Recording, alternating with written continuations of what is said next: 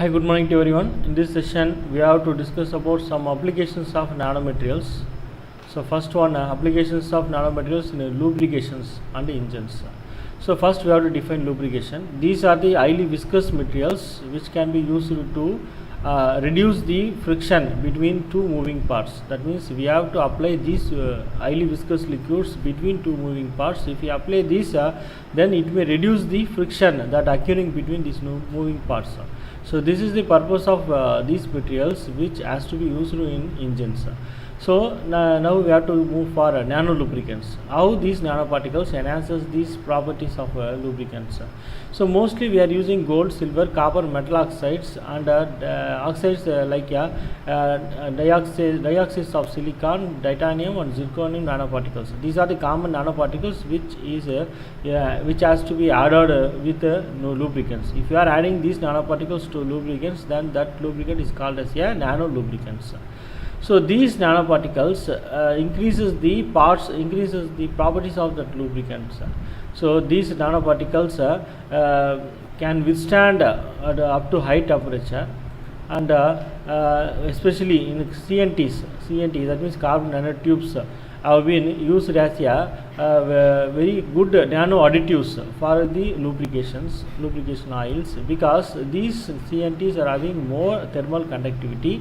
So it may these nanoparticles withstand up to high temperature. That means temperature will be resulted because of the moving friction between two moving parts. So if friction happens, then definitely that temperature will be existed. So that heat energy will be withstood by this CNT.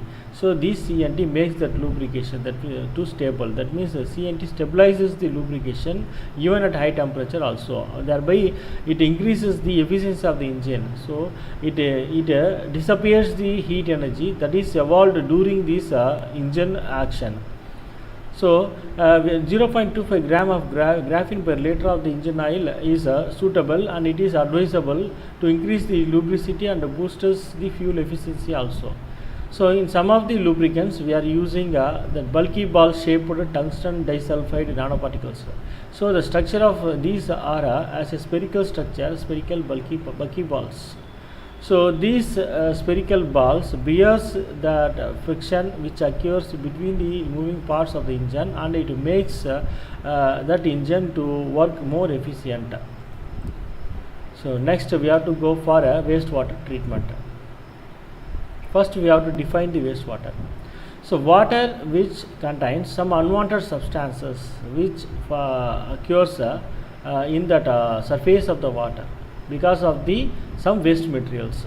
So that water which contains unwanted substances which adversely affect its quality, and these materials makes that water unsuitable for drink or some other use. That kind of water is called as a wastewater.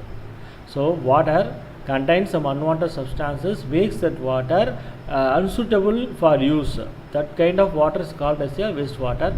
So common constituents of wastewater are given here. That is, those are pathogenic, non-pathogenic microorganisms, organic substances, then plant materials, food, protein and inorganic substances like ammonium particle and nanometal particles, and along with some gases. These are the basic constituents of wastewater.